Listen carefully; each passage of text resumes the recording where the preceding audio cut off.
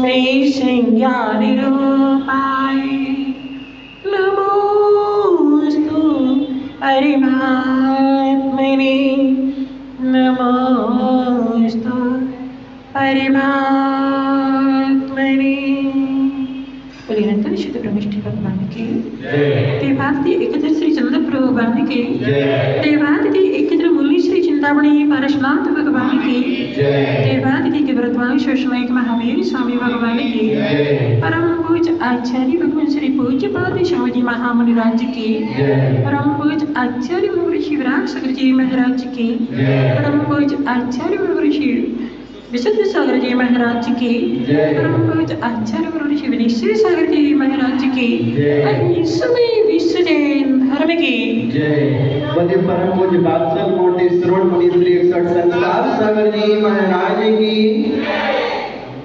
धर्म प्रेमंदो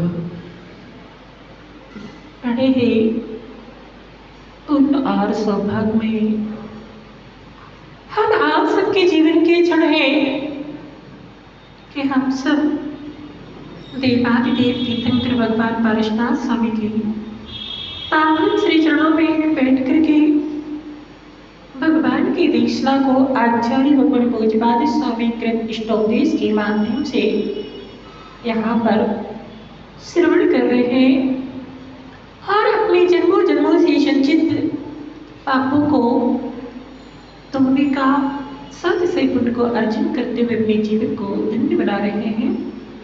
तो कल आचार्य भगवान ने इससे इष्ट औपदेश कृत का मंगलाचरण किया था।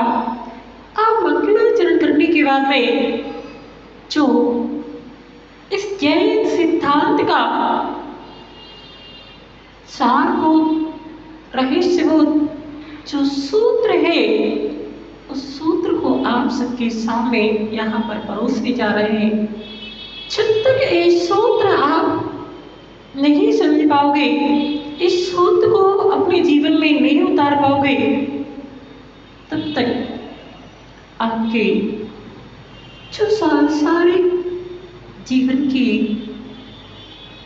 गाड़ी इस संसार में निरंतर चल रही है, शायद उसका विराम नहीं लग सकता है। तो इसको अच्छे तरह से समझना और समझ करके अपने जीवन में उतारने का भरपूर प्रयास करना और उस पर पूर्ण सिद्धांत रखना, तो आपका ये जैन दर्शन में जन्म प्राप्त लेना शायद कार्यकारी हो जाए। तो निमित्त उपादान से सिद्धि, अर्थात किसी भी कार्य की सिद्धि होती है उसमें दो हेतु होते हैं, दो के बिना कार्य की सिद्धि नहीं होती है, निमित्त और उपादान। निमित्त जो उपादान जिसमें शक्ति है, क्षमता है, योग्यता है, उस योग्यता को प्रकट करने में जो बाह्य कार्यकारी निमित्त बनते हैं उसे, या जो उसमें संयोग बनते हैं उसे निमित्त कहते हैं। और इस बात को अच्छी तरह से ध्यान रखना, जब तक वो बाहर निमित्त भी नहीं मिलेंगे तो उपादान प्रभावकारी कार्यकारी नहीं हो सकता है। उपादान प्रमुख है और उस उपादान को जागृत करने में, उस उपादान को जो है सफलता रूप ऊंचाइयों को प्राप्त करने में निमित्त कारण होते हैं। जब तक ये दोनों नहीं होते हैं तब तक किसी भी कार्य की सिद्धि नहीं होती है। इस बात को यहाँ पर आचार्य भगवान इस मंगलाचरण के बाद पहले नंबर की जो कारिका है इसमें ही बता रहे। अगर आप समझ लोगे तब आपको इष्टोपदेश पूरा समझ में आ सकता है, और इसको नहीं समझ पाओगे तो वो ऐसा ही रहेगा, आप यहाँ पर श्रवण करोगे और वो बाहर निकल जाएगा। जैसे कोई पात्र है और वो पात्र उल्टा रखा हुआ है, कैसा रखा है? उल्टा रखा हुआ है, और उस पर निरंतर पानी भी आ रहा है, मगर उस पात्र में एक भी बूंद नहीं जा रही है, वो सारा बाहर निकलता जा रहा है। कारण वो उल्टा रखा हुआ है। वही पात्र सीधा हो जाए तो जो पानी आ रहा है इस पात्र में स्थिर हो जाए। ऐसे अगर आप जो है इस सूत्र को समझ लोगे, इस सूत्र को जान लोगे, इस सूत्र को अपने जीवन में उतार लोगे, तो सारा जो इष्टोपदेश ग्रंथ के माध्यम से आचार्य गुरु पूज्यपाद स्वामी इसमें उपदेश दे रहे वो आपके पात्र में प्रवेश कर जाएगा और आपका एक ग्रंथ का वाचन सुनना कार्यकारी हो जाएगा। अगर ये सूत्र नहीं उतरा तो कोई लाभ नहीं होगा। सुन लोगे वो सारा उपदेश ऐसे निकल जाएगा। देखते हैं पहले कारिका को।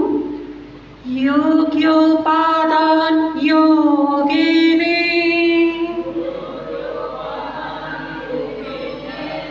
योग्योपादान योगिने, दृश्यतः शृणुतावता, दृश्यतः शृणुतावता, द्रव्यादिशादि संपत्ता, द्रव्यादि स्वादि संपत्ता, बात्मनोऽप्यात्मतावता, बात्मनोऽप्यात्मतावता। पूरा सुना? योगोपादानि योगिनि दृश्यतः सृडितावता द्रव्यादिशादि सम्पत्ता मात्मनो व्यात्मतामता।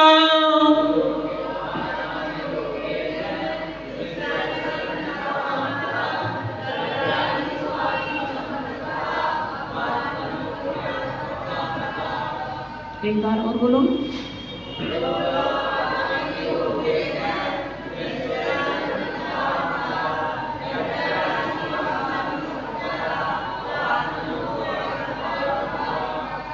सभी ज्ञानियों से बन जाएगा, सबसे बन जाएगा। इस लोग पढ़ते समझ में आ गया ना।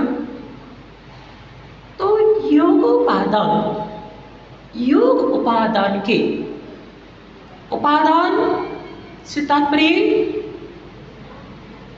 अपने स्वयं की योग्यता। उपादान से तात्पर्य द्रव्य की योग्यता। हर द्रव्य में अनेक प्रकार की शक्ति होती है, अनेक प्रकार के गुण विद्यमान होते हैं। ऐसा कोई द्रव्य नहीं जिसमें कोई गुण ना हो। है कोई संसार में ऐसा कोई द्रव्य जिसमें कोई गुण ना पाए जाते हो? सारे द्रव्य कैसे गुण पर्यायवत द्रव्य, गुण और पर्याय से सहित हैं। ऐसा कोई द्रव्य नहीं जिसमें गुण पर्याय नहीं हो। जो स्वभाव होते हैं उसमें शुद्ध अवस्था है, उसमें स्वभाव हो तो प्रमण चल रहा है, और जो अशुद्ध दशा में है उसमें विभाव परिणाम चल रहा है। कोई भी द्रव्य जो है ऐसा नहीं जिसमें गुण और पर्याय नहीं पाए जाते हो। सारे द्रव्य गुण पर्यायवत है, और अगर एक द्रव्य में गुण और पर्यायों का अभाव हो जाए तो द्रव्य कैसा हो जाएगा? कूटस्थ हो जाएगा, द्रव्य बना उसमें नहीं ठहरेगा। तो सारे द्रव्य कैसे हैंगे? गुण पर्याय से युक्त है। इसलिए आचार्य भगवान स्वामी ने सूत्र दिया है, गुण पर्याय द्रव्य, गुण पर्याय से सहित है वो द्रव्य है। ये द्रव्य का लक्षण है। आप भी कौन हो? जीव द्रव्य हो। आप में कौन से गुण है, कौन सी पर्याय है? अनंत गुण, अनंत दर्शन आदि गुण है। और सारे द्रव्यों का जो गुण है, सभी द्रव्य गुणों का क्या हो रहा? निरंतर परिमल हो रहा है। जो स्वभाव होते हैं उनका स्वभाव में हो रहा है, जो विभाव होते हैं उसमें विभाव हो रहा है, मगर सभी का निरंतर परिमल चल रहा है। सारे द्रव्यों का 6 द्रव्य है। जीव द्रव्य, पुद्गल द्रव्य, परम द्रव्य, अधर्म द्रव्य, आकाश द्रव्य और काल द्रव्य। कभी इनके बारे में आपने पढ़ा है? इसलिए अभी बात चली थी कि द्रव्य संग्रह का स्वाध्याय क्लास हो, तो द्रव्य संग्रह आचार्य नेमिचंद स्वामी ने जो उसमें द्रव्य का संग्रह जो 58 श्लोक जो दिए हैं उसमें पूरे द्रव्य के बारे में उन्होंने चर्चा की। द्रव्य संग्रह भी 2 है, एक बृहद द्रव्य संग्रह है और एक लघु द्रव्य संग्रह है। तो बृहद द्रव्य संग्रह जो 58 श्लोक वाला है उसमें पूरी चर्चा उस द्रव्य पर ही की गई है। जिसको द्रव्य के बारे में अच्छे से समझना हो तो द्रव्य संग्रह को पढ़ना पड़ेगा। और जिसको इन 5-6 द्रव्यों में 5 अस्थिकाय द्रव्य है तो उस पर आचार्य भगवान कुंद स्वामी ने 50 ग्रंथ लिख दिया है। सिर्फ 5 अस्थिकाय जो 6 द्रव्यों में द्रव्य है उन पर जो है पूरा व्याख्यान, पूरी चर्चा पूरा 50 पे है। तो यहाँ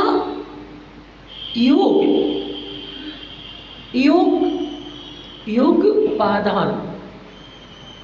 उपादान जिसमें कार्य परमानेंट होने की शक्ति है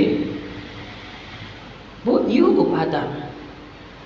योग से अर्थात उपादान की योग्यता जिसमें है, उस योग उपादान की योग से दृष्टा स्वर्ण भाषण। भाषण दो प्रकार के होते हैं, एक अन्न भाषण होता है और एक स्वर्ण भाषण होता है। अन्न भाषण है, उसमें योग्यता नहीं है स्वर्ण परे को बनने की, और स्वर्ण भाषण है, उसमें योग्यता है स्वर्ण परे को बनने की। समझ में आ रहा है? भाषण दो प्रकार के हैं, एक अन्न भाषण होता है जिसमें स्वर्ण परे को बनने की योग्यता नहीं होती है, और एक स्वर्ण भाषण है जिसमें स्वर्ण परे को बनने की योग्यता है। ऐसे संसार में दो प्रकार के जीव हैं। कितने? दो प्रकार के। और वैसे माना जाए तो आचार्य ने तीन भेद दिए थे। संसार में तीन प्रकार के जीव हैं, एक भव्य जीव है, एक अभव्य जीव है, और एक दुर्भव्य जीव है। समझ में आ रहा है ना? जहां पर समझ में नहीं आए वहां पूछ लो, मगर समझो। एक भव्य जीव है, एक अभव्य जीव है, और एक दुर्भव्य है। ये शब्द आपके समझ में आ रहे हैं ना? ये क्या है? आप यहां पर बैठे हुए हैं, आप अपने आप को इनमें से कौन से जीव मानते हो? भव्य। भव्य का मतलब क्या होता है? अच्छा, मोक्ष जाने की योग्यता, अर्थात जिसमें जो रत्नत्रय आत्मा का धर्म है, उस धर्म को प्रकट करने की जिसके अंदर क्षमता होती है, वो भव्य कहलाता है। आपके अंदर में रत्नत्रय धर्म है, आप रत्नत्रय धर्म से सही थे? है क्या? क्या? कैसी कोशिश? ये कोशिश वाली बात नहीं चल रही। हम जो यहाँ प्रश्न कर रहे हैं, भव्य वह होता है जिसके अंदर में रत्नत्रय जो आत्मा का धर्म है, प्रत्येक आत्मा में, चाहे भव्य हो, चाहे अभव्य हो, चाहे दुर्भव्य हो, प्रत्येक आत्मा में रत्नत्रय धर्म पाया जाता है। प्रत्येक आत्मा में, अभव्य में भी, भव्य में भी, और भव्य में भी, सभी में जितने भी जीव हैं, चाहे निरोध अवस्था में हो, चाहे नरक अवस्था में हो, चाहे मनुष्य देव त्रियंच आदि किसी भी अवस्था में हो, सारे जीव जो है इस योग्यता से सहित है। कोई जीव नहीं है जिसमें ये रत्नत्रय, क्योंकि आत्मा का धर्म है रत्नत्रय। सारे जीवों में, सारे जीव धर्मों में ये रत्नत्रय धर्म है, मगर एक जो भव्य है उसमें योग्यता प्रकट करने की है, उपादान को जागृत करने की क्षमता है। किसमें? भव्य जीव में। और अभव्य है, उसमें रत्नत्रय धर्म तो है, आत्मा का गुण है। लेकिन हमने पहले कहा था सारे द्रव्य कैसे है? गुण पर्यायवत है। ये जहां पर जिस अवस्था में, चाहे अभव हो, चाहे भव हो, चाहे दुर्भव हो, उस सब में रत्नत्रय धर्म जो आत्मा का है वो पाया जाता है, मगर भव्य में उसको प्रकट करने की योग्यता है। आप अब बोल रहे ना, आपके अंदर में रत्नत्रय धर्म जो आत्मा का है वो है? बोल क्यों नहीं रहे? है।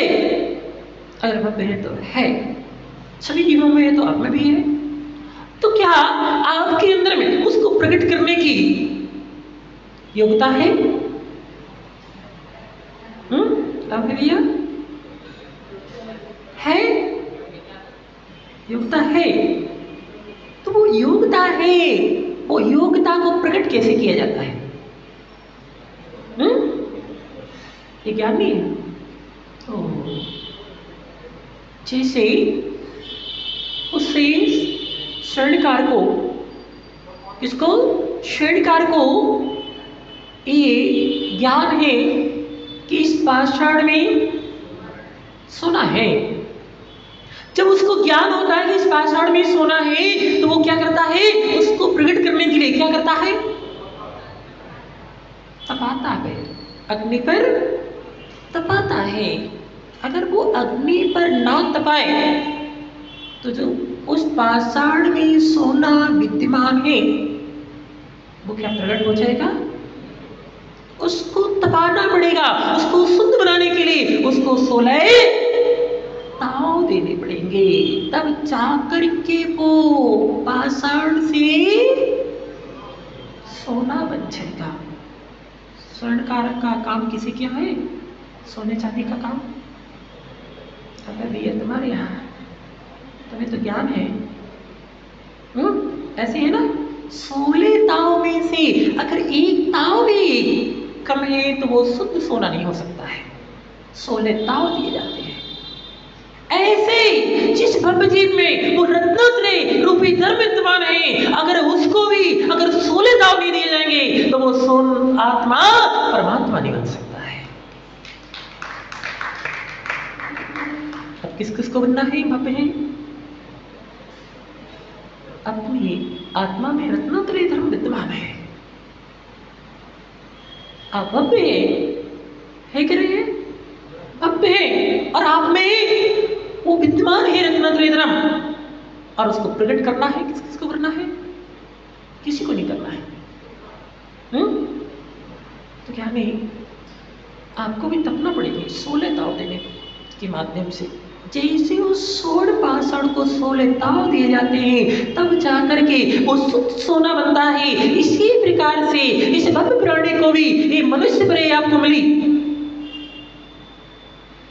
त्रियंच अवस्था भी अगर प्राप्त है तो अपनी योग्यता को प्रकट नहीं कर सकता है।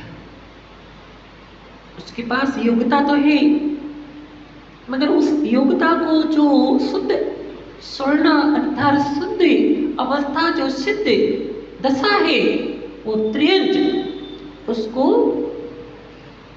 योग्यता तो उसमें है, क्षमता है, मगर वो त्रियंच जो है उससे योग्यता को त्रियंच कभी मोक्ष जा सकता है? नारकी जीव है उसमें भी वो योग्यता है, वहां पर भी भव्य होती है। ऐसा नहीं कि अगर मनुष्य प्रिय में भव्य होते हैं, चारों गतियों में भव्य अभव्य दूराजरूर भव्य सब होते हैं, चारों गतियों में परिभ्रमण करते हैं। तो वो भव्य जीव नरक पर्याय को धारण किए हुए तो क्या वो मोक्ष अवस्था को प्राप्त कर सकता है? उसे दशा को प्राप्त कर सकता, प्रकट कर सकता है? देव है, उसके पास इतनी शक्ति है, विशाल शक्ति कहारी है, क्या वो अपनी उस योग्यता को प्रकट कर सकता है? इसलिए आप लोग संलक्षण पूजन में पढ़ते हैं, स्वर्ग नरक पशुगत में नाही, पढ़ते ना माताओं? स्वर्ग नरक पशुगत में नहीं। क्या नहीं है स्वर्ग नरक पशुगति में? क्या नहीं है? संयम नहीं है।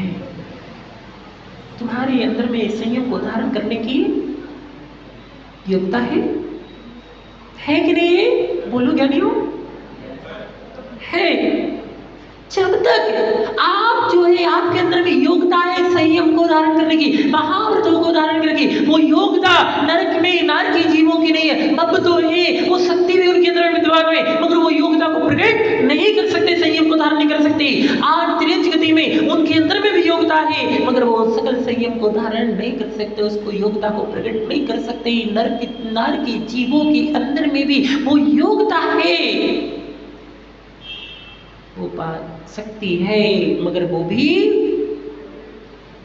सकल संयम को धारण नहीं कर सकते हैं। देवों में भी यानी विचार करो, जब आप इस बात को स्वीकार करते हैं कि हम भव्य, हमारे अंदर में भी वो रत्नोत्तरी रूपी धर्म विद्यमान है, तो यानी आपके अंदर में वो उपादान शक्ति है, उसको प्रकट करने के लिए गुरु निमित्त है।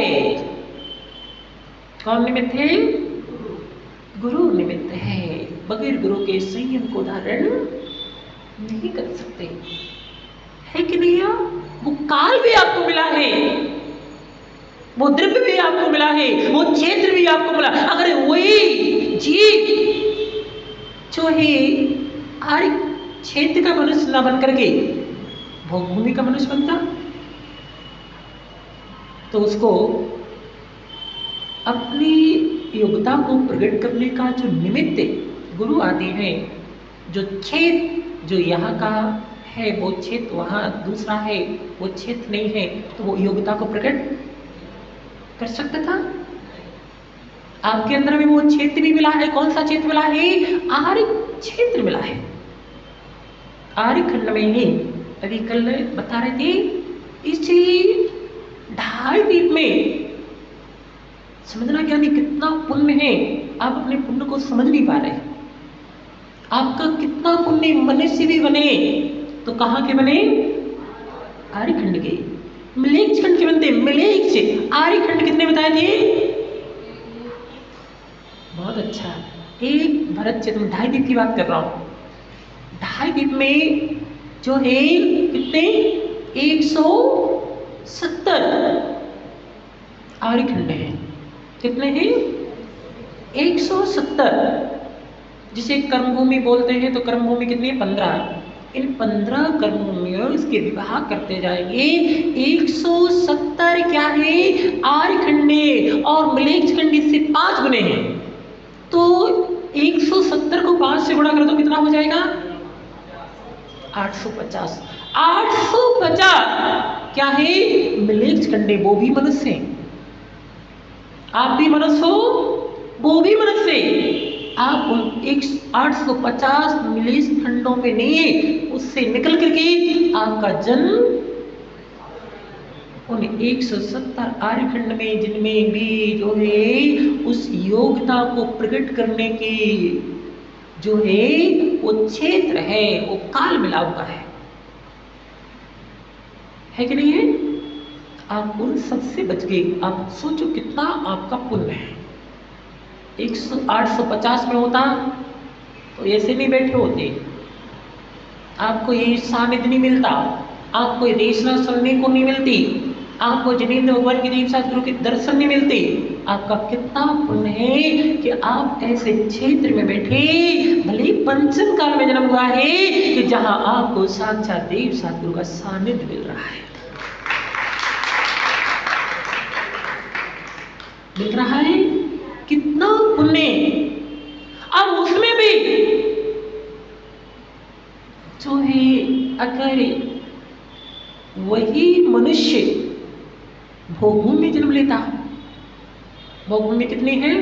ढाई द्वीप में 30 भोगभूमि है। कितनी है? 30 भोगभूमि है। और 30 भोगभूमि है, उसमें भी कौन है? मनुष्य। आर्या। अगर उसमें भी आपका जन्म हुआ होता तो वहां भी क्या आपको ऐसे जिनालय, ऐसे देव सतगुरु मिलते क्या? उनके पास सारी सुख सुविधाएं हैं, वो कोई हमारी आत्मा के लिए मायने नहीं रखती है। इसका हमारे आत्मा से कोई आत्मकल्याण में कोई वो उससे प्रयोजन नहीं है। वो उनमें जन्म लेते, वहां पर 10 प्रकार के कल्पवृक्ष होते हैं और युगल रूप में जन्म होता है, युगल रूप में मरण होता है। किसी प्रकार की दुख नहीं होती। जन्म हुआ यहाँ 2 युगल ने आर्या ने उन 2 युगल को जन्म दिया, उनको जन्म दिया और उनका जमाई और छेकाई और वो मृत्यु को प्राप्त हुए। उनका शरीर जैसे कपूर उड़ जाता है, देखते देखते ऐसा उनका शरीर उड़ जाता। संस्कार करने पड़ते हैं ना, उनको जो है वो कोई का मरण हुआ है उसके दुख, वहां दुख है ही नहीं है।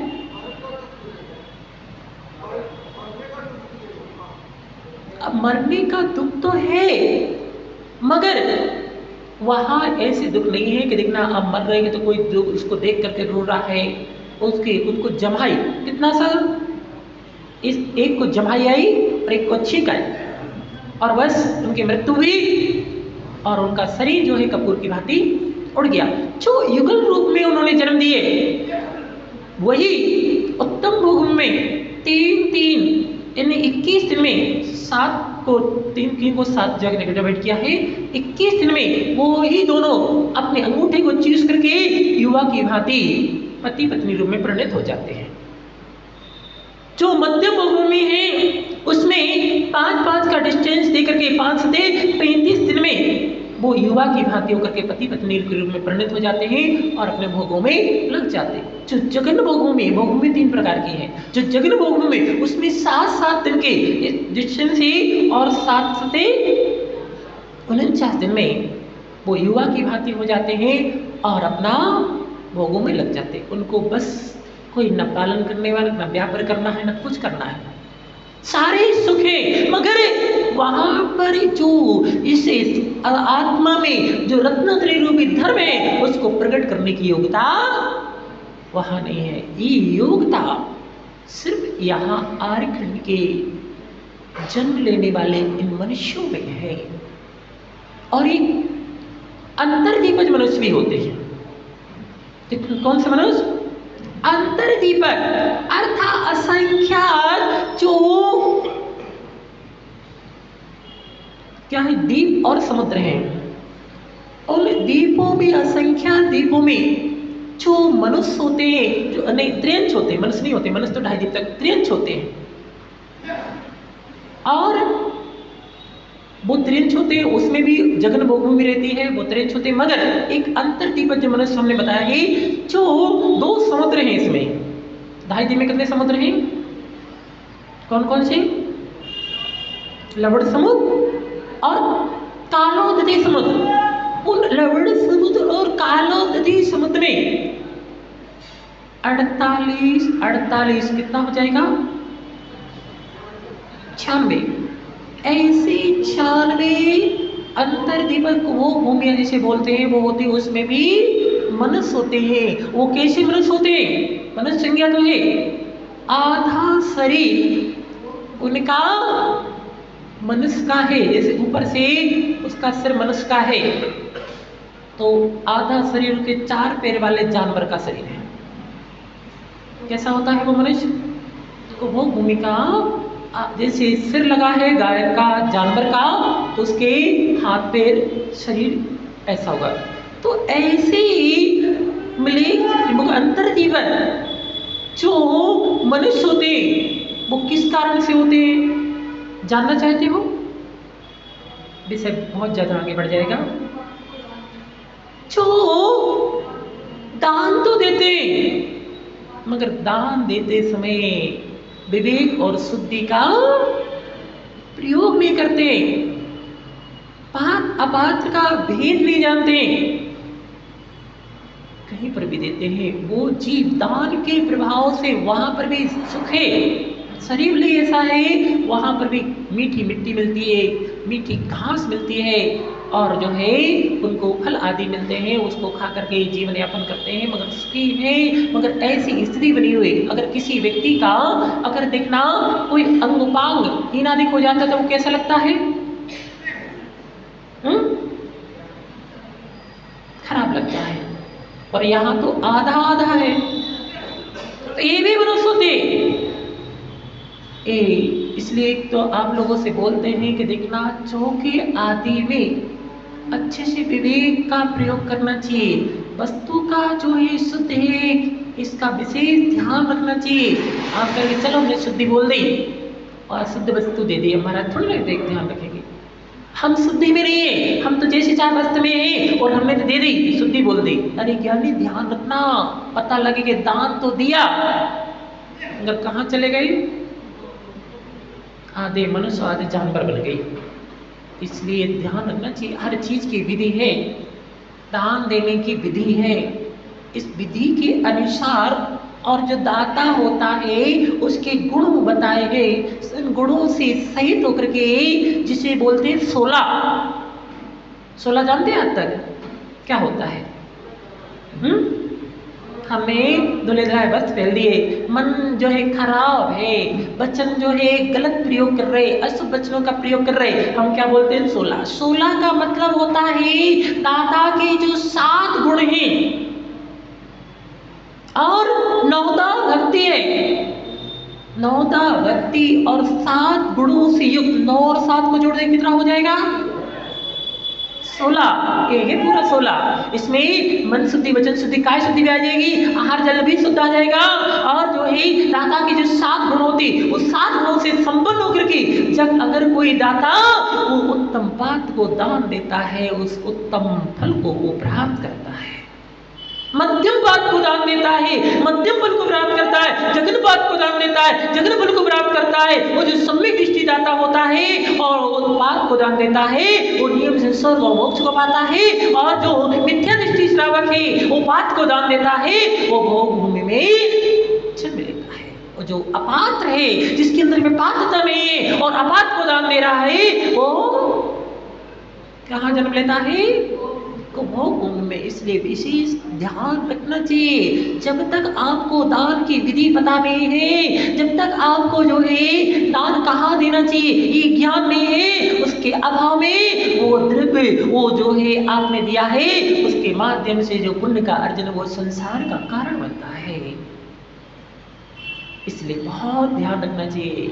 हर कदम को बहुत, जैसे हाथी होता है उसकी विशेषता होती है, वो फूंक फूंक करके कदम रखता है।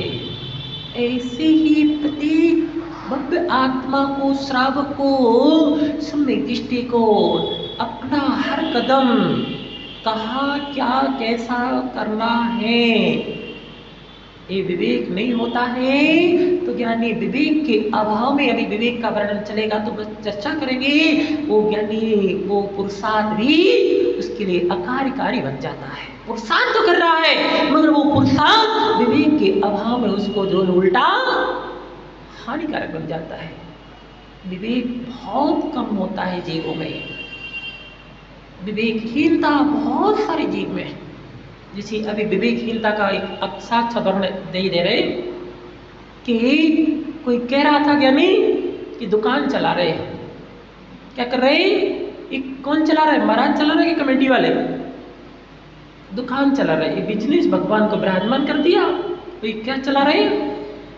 दुकान चला रहे। उस ज्ञानी को इतना विवेक नहीं है कि जो है लोग भाग इसके माध्यम से जुड़ेंगे, अपना लोभ को, उस द्रव्य को कम करने के लिए दान देंगे, तो क्या होगा? उसका सदुपयोग से क्या होगा? पुण्य का अर्जन होगा। दुकान चला रहे, विवेकहीनता का ही परिचय है। किसका परिचय है? विवेकहीनता का है। वो तीन लोग के नाथ के संसर्ग में आकर के कैसे विवेकहीन रूप पुरुषार्थ कर रहा है। बेचारे के ऊपर करुणा आती है ऐसे लोगों के ऊपर। इसलिए ज्ञानियों हर चीज में, बोलने में विवेक, चलने में विवेक, खाने में विवेक, देखने में, हर चीज में विवेक होना चाहिए। अगर विवेक नहीं है तो ज्ञानी वो ही क्रियाएं, वो ही पुरुषार्थ उसके लिए हानिकारक बन जाता है।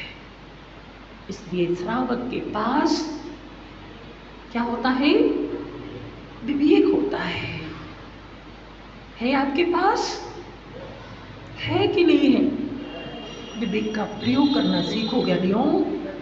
का प्रयोग नहीं करते तो ज्ञानी यही विवेक जो है इसका दुरुपयोग कर रहे, सही प्रयोग नहीं कर रहे, तो आगे विवेकहीन बनोगे। क्या बनोगे? अविवेकी। कैसे में इसके बाद कोई विवेकहीन है? विवेकहीन है, मूर्ख है, क्या नहीं है? मूर्ख श्रोमणी है, ऐसे बोलते हैं। अभी आया था इसमें मूर्ख श्रोमणी। तो यही चीज बनते हैं कि जो विवेक होने के बाद में भी, और विवेक के बारे में अपन बाद में चर्चा करेंगे। तो यहाँ बात चल रही कि ज्ञानी तुम्हारा कितना पुण्य। एक मनुष्य वो भी होता है, सम्मूर्छन मनुष्य होता है। कौन सा मनुष्य? अभी तो ये सारे मनुष्य जानते नहीं होंगे। सम्मूर्छन मनुष्य भी होता है। सम्मूर्छन मनुष्य पता है कैसा होता है? कहाँ होता है? नहीं है पता। हम इसलिए आपको ये बता रहे हैं कि ज्ञानी अपने आप को समझो कि हमारे अंदर में कितनी योग्यता, हमारे अंदर में कितनी क्षमता, हमारे अंदर में कितनी ताकत है, हम क्या से क्या कर सकते हैं और हम क्या कर रहे हैं। इन सारे मनुष्य, सम्मूर्छन मनुष्य वो होता है जो विशेष करके ये माताएं है ना, इनको बोलते हैं जी जो है हिंसा का पिंड रखा हुआ है। इनको अगर टच भी कर दिया ना तो दोष का कारण। इसलिए महाराज जो है इनसे बचते हैं ज़्यादातर। तो बेकार नहीं समझना, बेकार नहीं मानना माता। इनके गुप्तांगों में कहाँ होते वो समूचन में? माताओं के गुप्तांगों में जो है निरंतर पसीना के माध्यम से वो समूचन मनुष्य जो है जन्म लेते रहते हैं और मृत्यु को प्राप्त होते रहते हैं। वो समूचन मनुष्य के आकार के होते हैं, संगीवी होते हैं। जब आप जीव समाज को पढ़ोगे कि जीव समाज 14 जीव समाज, 19 जीव और 98 जीव समाज, 406 वेद जीव समाज के पढ़ोगे तब आपको मालूम चलेगा कि कहाँ कहाँ जीव समाज का मतलब होता है संग्रह, कहाँ कहाँ जीव पाए जाते हैं, किस अवस्था में जीव पाए जाते हैं, वो जीव समाज में पूरा जो है दिया गया है। तो जीव समाज को पढ़ करके कि यहाँ जीवों की उत्पत्ति है, यहाँ जीव पाए जाते हैं, उन जीवों की प्रार्थना होगी तो उनसे बचना चाहिए। इसलिए तो कहते हैं कि देखो क्या है, पढ़ो, इन सब में तो तुमने महान जीवन को व्यतीत किया है, मगर जैन दर्शन को समझने के लिए आपने अभी तक प्रयत्न नहीं किया है। इस जैन दर्शन को समझ लोगे तो आप जो है इन सारे पाप से, झंझट से, दुनिया के दुखों से बच जाओगे। और उनको नहीं समझ पाओगे तो यानी संसार में भटकते रहोगे। तो आपका कितना पुण्य आपके लिए वो मनुष्य पर्याय मिले हुए हैं कि जिसमें आपके अंदर में जो योग्यता है, कौन सी योग्यता है? रत्नात्रय रूप धर्म की जो भी योग्यता है उसको प्रकट करने के आपके अंदर में अर्पित ज्ञानी समझ में आ रहा है? यानी वो योग्यता है, तुम भी अर्पित क्या बन सकते हो? भगवान बन सकते हो। क्या बन सकते हो? भगवान बन सकते। ये जो बैठे ना जिनके गले में क्या डल गया? बेड़िया। जिनके गले में शरीर में बेड़ियां डल गई, ये सब यानी बेकार नहीं मानना। आप लोग बैराग भावना में पढ़ते हैं, तन काराग्रह बनिता बेड़ी परिजन सुन रखवारे। तन कारागृह, एक जीव भगवान आत्मा इस कारागृह में बंद है और आप उस कारागृह में आनंद मना रहे कि नहीं मना रहे? आनंद आ रहा है। उस कारागृह से मुक्त होना चाहते हो? होना चाहता है कोई? कोई नहीं होना चाहता है। वो कैदी है जिसने अपराध किया है, वो तो फिर भी प्रयास करता है, उसका भाव रहता है, हर समय जो है भावना आता है इस कारागृह से कब मुक्त हो जाए। मगर ये कैसे कैदी है कि उस कैद खाने में बंद है और फिर भी भाव नहीं हो रहा है कि इससे मुक्त हो जाए। ये कैदियों, आपको समझ में आ रहा है कि नहीं आ रहा है? इस सब कैदी बेटे कैद खाने में बंद है। किस में बंद है? तन कारागृह, तन रूपी कारागृह में बंधे। और बेड़ियां, कोई तो वो होता है ज्ञानी जीव किन बेड़ियों से बचना चाहता है कि भैया बेड़ी डल जाएगी तो भाग नहीं पाएंगे, स्वतंत्र नहीं होंगे, पराधीन हो जाएंगे, परतंत्र हो जाएंगे। और ये ज्ञानी कैसे है? उसमें आनंद मना रहा हो। ये अर्पित ज्ञानी से पूछो, वो तो इंतजार कर रहा है कि बेड़ियां कब डल जाए। अभी स्वतंत्र थे। कैसा है अभी?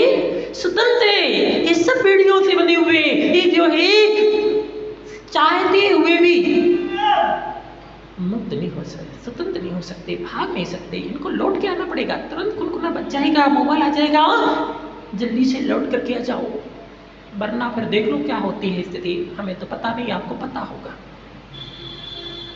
सब बेड़ियों से बंधे भैया जिनकी विवाह हो गई। ये बनिता बनिता बनिता बनिता बने, बनिता बने स्त्री। ये क्या है? मतलब बेकार नहीं मानना, आपके लिए ये भी बेड़ी है। हाँ, आप भी स्वतंत्र नहीं। अब आप चाहो कि हम आरिका के व्रतों को धारण कर लें, ये बनने नहीं देंगे। बंधन है, बिल्कुल ही ये बंधन है, बेड़ियां है भैया। इसलिए बेड़ियों में नहीं बनना, स्वतंत्र रहना हो, अपने आत्मा का कल्याण करना हो। भी कह रहे हैं वे उसे कह रहे हैं। हमारे पास कई घटना है कि ऐसी ऐसी परेशानी है, ऐसी ऐसी स्थिति है, वो आकर के बोल रहे कि हाँ महाराज जी हमारा बेटा है, अगर जाता है तो चला जाना, हमारा पति है, जाता है चला जाना। वो कहते पत्नी है, और जैसे ही वो पुरुषार्थ करते हैं भगवान, कैसी स्थिति बनती है। तो भैया समझो, बेड़ियों में नहीं बना, अर्पित नाम है तुम्हारा, समर्पित करो उनको नहीं। वनिताओं को नहीं, जिसमें बेड़ी डलती है, गुरु को समर्पित कर दो तो अर्पित आप क्या हो जाओगे, भगवान बन जाओगे। नहीं तो बेड़ियों में बन जाओगे तो यानी अभी तो देखो चेहरा अच्छा चमक रहा है, कैसा हो रहा है, पिंड खजूर की भांति ये चेहरा चमक रहा है। जब बेड़ियां डल जाएंगी तो यानी इतनी टेंशन कि यही चेहरा सारे के जैसे कि बाहर से हंसते हुए दिखते हैं, बिल्कुल सत्य बात है। जिनके चेहरे बाहर से मुस्कुराते दिख रहे मगर अंदर से विचारों से पूछो कैसी स्थिति बनी हुई है। सेठी जी पीछे बढ़ जाते जी, समझ में आ रहा है?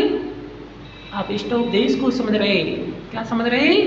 इष्टोपदेश को समझ रहे, यानी एक एक शब्द में आगम का रहस्य भरा पड़ा है।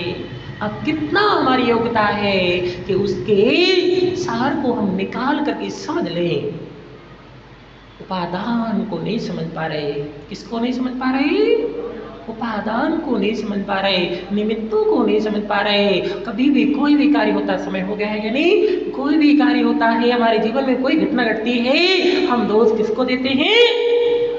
निमित्तों को देते हैं। उन्होंने ऐसा कर दिया, घर में लड़ाई हुई, सास बहू की हुई, किसी की भी लड़ाई हुई और सास ने बहू से कुछ बोल दिया, आप किसको दोष देते हो, किसके लिए कोसते हो?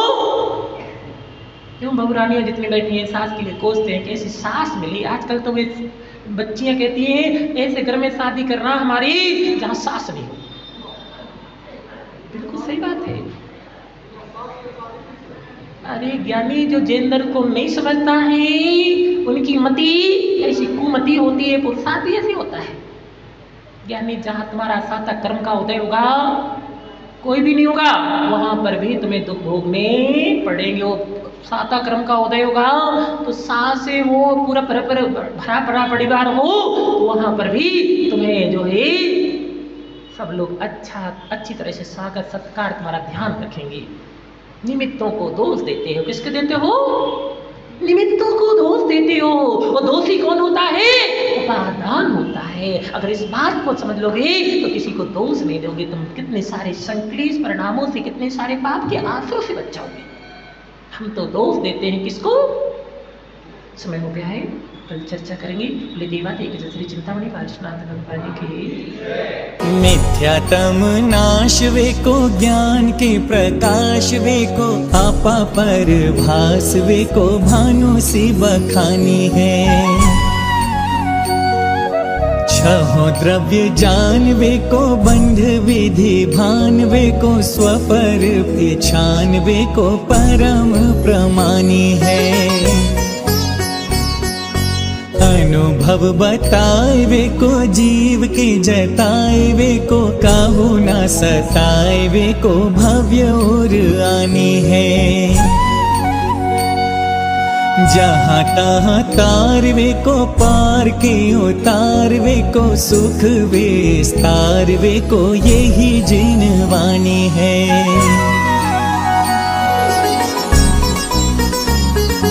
हे जिनवाणी भारती तो ही जपो दिन रैन, जो तेरी शरणागह सो पावे सुख चैन।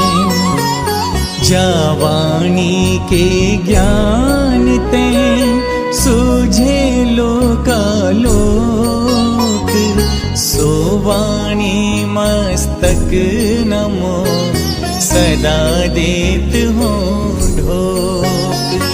सोवाणी मस्तक नमो सदा देत हो ढोक। देव भजो अरिहंत को गुरु सेवा निर्ग्रंथ। दया धर्म पालो सदा यही मोक्ष का पंथ।